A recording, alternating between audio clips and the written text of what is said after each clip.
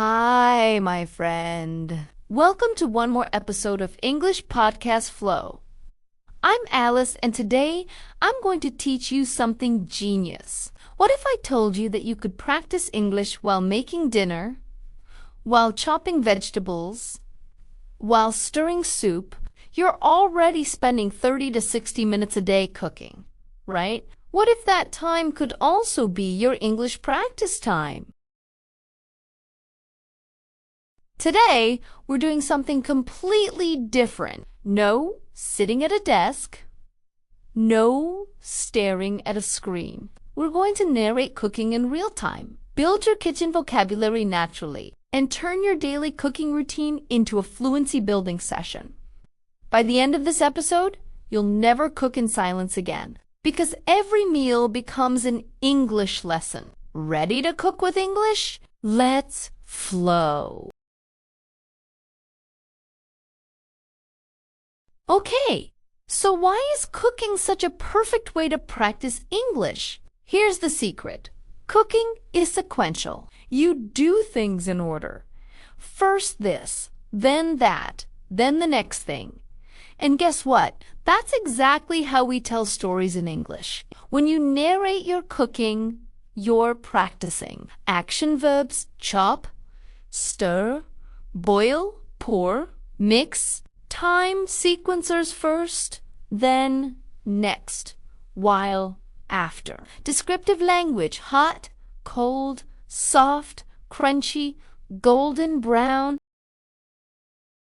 But here's what makes this brilliant. You're using all your senses. You see the colors, you smell the aromas, you hear the sizzle, you touch the textures. When language connects to multiple senses, your brain remembers it 10 times better than just reading from a book. So today, we're going to do 3 things.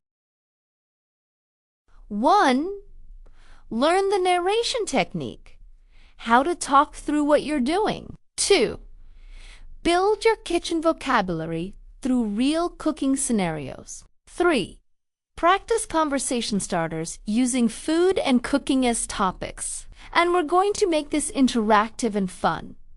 No boring lists, just real, practical English. Let's start cooking! All right, here's the first technique. It's called real-time narration. Imagine you're hosting your own cooking show, and you're explaining everything you do as you do it. Let me demonstrate. I'm going to narrate making scrambled eggs. Just listen to how I describe each action and notice the flow. Okay, first I need to get my ingredients. I'm taking out 3 eggs from the fridge. Oh, these eggs are cold. Now I'm grabbing a bowl from the cabinet. Here it is. I'm cracking the first egg on the edge of the bowl. Crack. Perfect. No shells. Second egg crack. And the third one, crack. All 3 eggs are in the bowl now. Now I need to whisk them. Where's my whisk? Ah, here it is. I'm whisking the eggs in a circular motion, round and round. Look at that. The eggs are getting lighter and fluffier. Time to heat the pan. I'm turning on the stove to medium heat. I can hear the click, click, click of the gas igniting. Now I'm adding a little butter to the pan. It's melting. Listen to that sizzle. The butter is bubbling. Perfect. Now I'm pouring the eggs into the hot pan. They're starting to cook immediately. I can see the edges setting. I'm using my spatula to gently push the eggs from the edges to the center. Fold and push, fold and push. They're getting fluffy now. Almost done. Okay, they're ready. I'm turning off the heat. Golden, fluffy scrambled eggs. Beautiful. Did you catch that? I didn't just say I made eggs. I described every single action as it happened. That's real-time narration. Now here's what I want you to notice. I used simple present continuous tense most of the time. I'm cracking, I'm whisking, I'm pouring. Why? Because that's the tense we use for actions happening right now. Your turn to try. Pick something simple you're going to cook tonight or tomorrow. And while you cook, narrate out loud. Pretend you're teaching someone else. Describe every action. It might feel silly at first, but trust me, this is how you build automatic English. Your hands are busy, but your mouth is practicing. Okay? Technique number 2. This is where we build your vocabulary through your 5 senses. Most people learn vocabulary through translation. They see a word, translate it, memorize it. Boring. And it doesn't stick. But when you connect words to sensory experiences, your brain locks them in permanently. Let me show you what I mean. We're going to build kitchen vocabulary through sight, sound, smell, touch, and taste. Sight vocabulary, visual descriptions. Look at these vegetables. The tomatoes are bright red and shiny. The lettuce is fresh and crispy green. The onion has thin, papery skin that I need to peel off. When I slice the onion, I can see the layers like rings inside rings. Notice how I'm not just saying red tomato, I'm saying bright red and shiny. That's descriptive language. That makes your English rich and interesting. Sound vocabulary. It's what you hear. Listen to the water. It's starting to bubble. That's the sound of boiling. Bubble, bubble, bubble. Now I'm pouring rice into the pot. Hear that? It's like rain falling. Pitter. The oil in the pan is crackling and popping. Sizzle, sizzle. That means it's hot enough to cook with. English has so many sound words. Sizzle, crack, pop, bubble, drip, splash. These words make your descriptions come alive. Smell vocabulary, aromas, and scents. The garlic is cooking. Can you smell that? It smells fragrant, a little bit sharp, but also warm. The bread in the oven smells amazing. That fresh-baked smell is filling the whole kitchen. It's making me hungry. Oh, the onions are starting to burn. I can smell it, that bitter, burnt smell. I need to turn down the heat. Smell words: fragrant, fresh, burnt, sweet, savory, aromatic. These are powerful vocabulary words. Touch vocabulary, textures, and temperatures. I'm touching the avocado to check if it's ripe. It feels soft, but not too mushy. Perfect. The dough is sticky on my hands. I need to add a little more flour to make it smooth. Careful. The pot handle is hot. I need to use an oven mitt so I don't burn myself. This pineapple skin is rough and prickly, but inside, the fruit is soft and juicy. Texture words: soft, hard, smooth, rough, sticky, crispy, crunchy, mushy. Tasty vocabulary. It's all about flavors. I'm tasting the soup. It needs something. It's a little bland. Let me add some salt. Okay, tasting again. Better. Now it's savory and flavorful. Maybe a little pepper too? This lemon is so sour. It makes my mouth pucker. But it's perfect for the fish. And this chocolate, oh wow, it's so rich and sweet. Just a tiny piece is enough. Taste words: sweet, salty, sour, bitter, savory, spicy, bland, rich. See how we just built dozens of vocabulary words? And I didn't make you memorize a single list. You experienced them through senses. Here's your challenge. Tonight, when you cook, focus on one sense. Pick sight, sound, or smell, and describe everything you notice out loud in English. Tomorrow, pick a different sense. By the end of the week, you'll have built incredible descriptive vocabulary naturally. Quick pause here.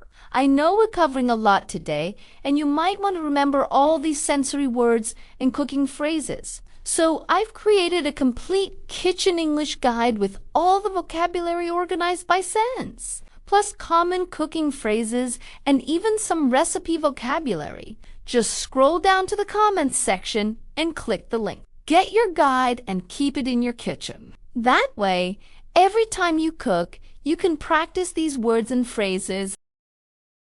This guide will become your cooking companion. Use it while you're making breakfast, lunch, or dinner. It's designed to be practical and easy to reference. So grab it from the comments and let's keep cooking with English. All right, technique number 3.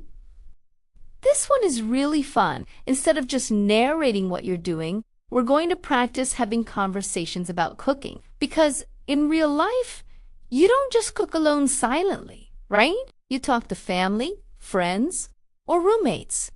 You ask questions. You give instructions. You share recipes.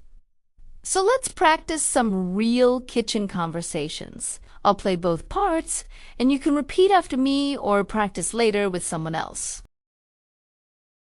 Conversation 1, asking for help. Hey, can you help me with something? Sure. What do you need? Can you hand me that cutting board? The wooden one. This one? Yes. Perfect. Thanks. What are you making? I'm making a salad. Want to help me chop the vegetables?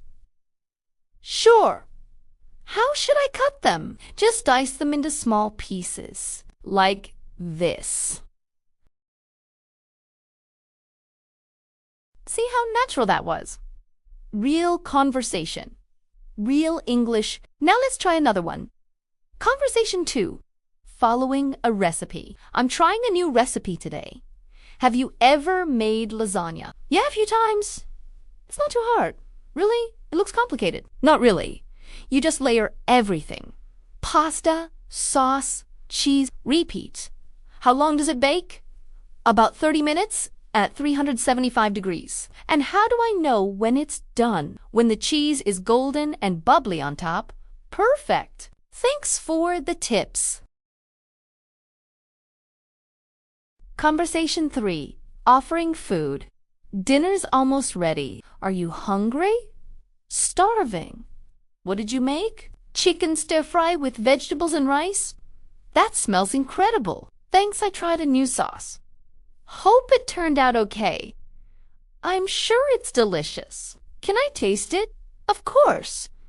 Here, try a bite. This is really good. What's in the sauce? Soy sauce, ginger, garlic, and a little honey. You need to make this more often. Perfect! These are real conversations you might have in your kitchen every day. Now here's a fun exercise.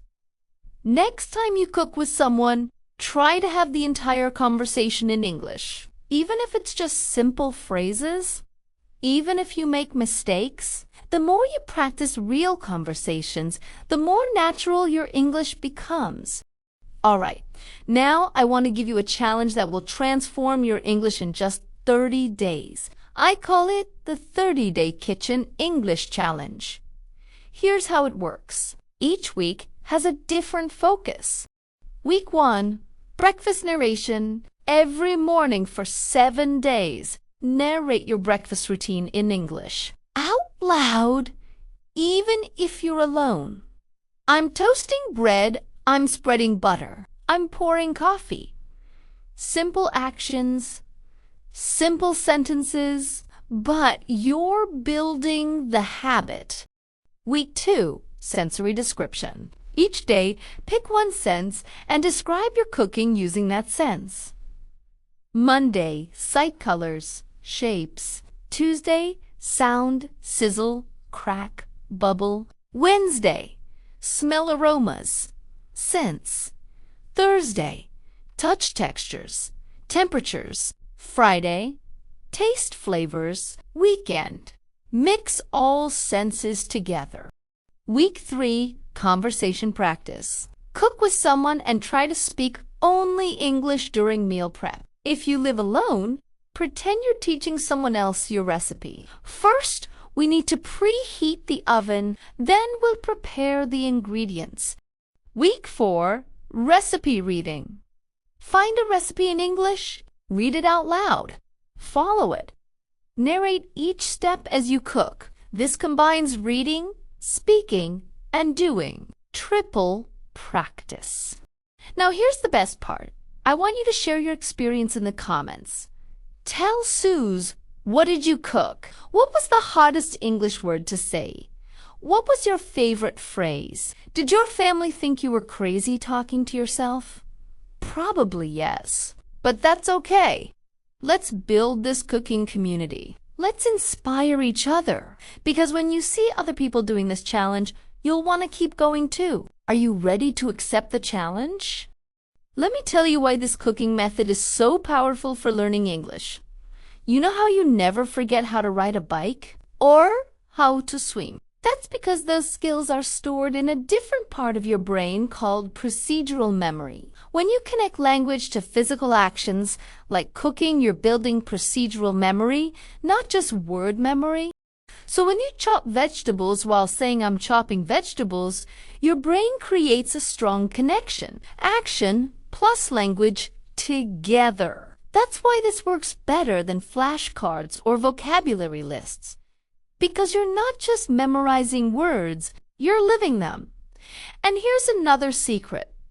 Cooking is emotional. When you make something delicious, you feel proud. When something burns, you feel frustrated. When you share food with people you love, you feel happy.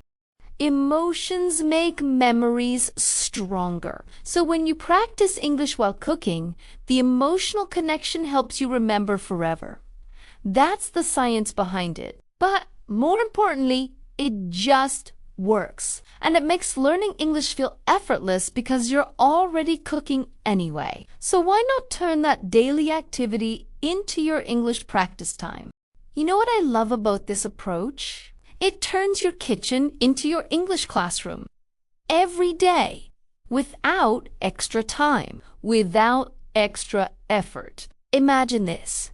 6 months from now, you're cooking dinner, and without even thinking, you're narrating in English, describing the smells, talking about the flavors. It just flows naturally, like breathing. That's the goal. Not to study English, but to live in English, even in small moments, even while making toast. And when you're part of this community English podcast flow, you're not alone. There are thousands of people around the world doing the same thing. Cooking, narrating, learning, growing. So if you want to be part of this journey, if you want Frank and me to guide you every single day with new techniques and practice sessions, hit that subscribe button. Because every episode gives you a new tool, a new method, a new way to make English part of your real life. When you subscribe, you're saying, I'm committed to making English natural, not just academic, and we're here to support you every step of the way. Tomorrow, Frank is coming back with something really important.